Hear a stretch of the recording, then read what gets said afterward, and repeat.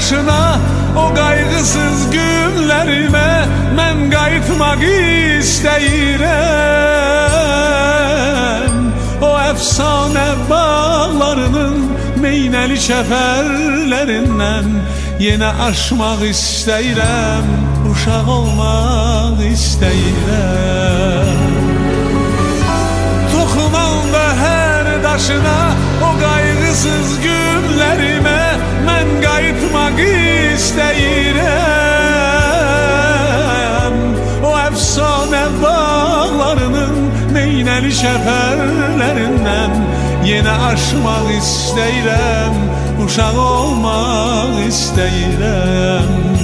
Səadətim doğma başım, odlar yurdum sevgi dolu torpağımsan.